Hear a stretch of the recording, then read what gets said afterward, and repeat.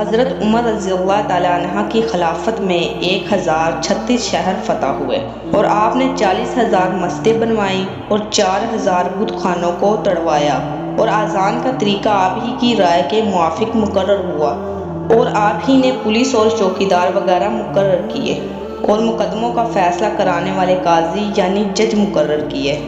آپ ہی نے درہ نکالا، آپ ہی کے درہ سے لوگ کانپتے تھے۔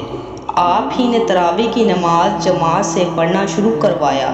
کوفہ، بصرہ، قسطاط یہ تینوں شہر فوج کے رہنے کے لیے مقرر کیے، اور ہر جگہ بڑے بڑے استبل بنوائے جن میں 4,000 گھوڑے اور فوجی لوگ بڑے بڑے سامان کے ساتھ ہر وقت تیار رہتے تھے کہ اگر کہیں ضرورت پڑے تو 20,000 فوجیوں کا دستہ روانہ کیا جائے۔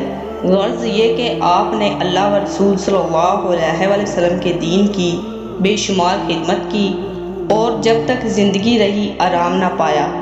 اے برا کہنے والے، آنکھ کھول، دین محمد کی اتنی خدمت کرنے والا کوئی تو مثال میں بتلا دے۔ کانپتے تھے نام سے ان کے زمین و آسماں، کانپتے تھے نام سے ان کے زمین و آسماں، کر دیا معمور اپنے عدل سے سارا جہاں۔ آپ کی تلوار اٹھی بن کے وہ برق تپا، جن سے چمکا عرب و حجم اے مہرباں۔ کفر کی بنیاد آخر کار ہل کر رہ گئی، نظر فاروق اعظم کی جہاں پر پڑ گئی۔ کر لیا قبضے میں ہر خاص و عام کو، ایک اشارے میں کیا فتح ملک شام کو۔